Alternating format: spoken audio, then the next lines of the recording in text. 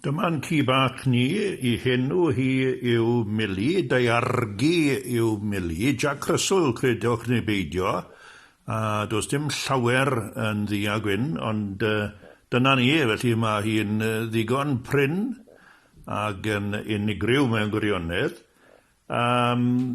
Gast yw hi, a mae hi yn 5 oed, mae'r blynyddoedd wedi hedfan heibio. A fel I chi'n gweld, mae'n hoff iawn o ddysgu. Mae rhywun wrth y drws, a mae Millie yn ymateb.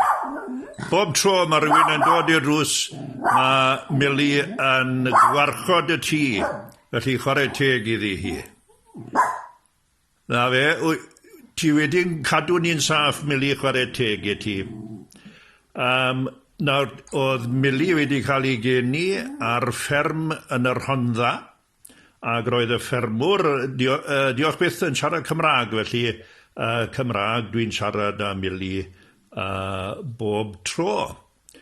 Mae hi yn cysgu fel ych chi'n gweld ar y couch, mae gwely gyda hi yn y cornel myna, ond hefyd mae'n cael mynd lan star am y tro cynta nawr, achos bod yn anffodus mae'n cwningen dan do wedi marw.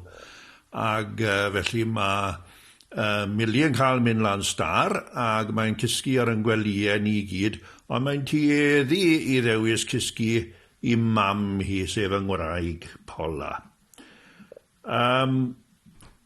Beth mae'n hoffi wneud? Chwarae pêl ar y patio. Yn hoff iawn o hynny. Mynd am dro, wrth gwrs, mae hynny yn holl bwysig iddi hi.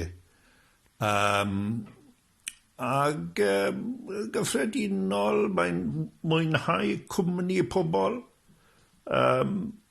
A wedyn, o safbwynt bwyd, fe fytith I unrhyw beth sy'n cael, ond dyw I ddim yn cael, neu bydd hi'n magu pwysau.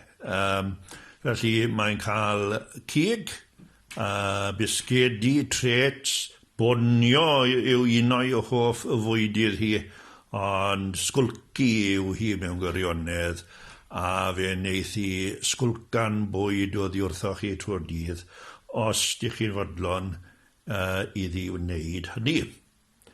A dyna Millie, aelod o'r teulu, ci hoff ag annwyl, fydde'n bywyd ni ddim yr un peth hebddi.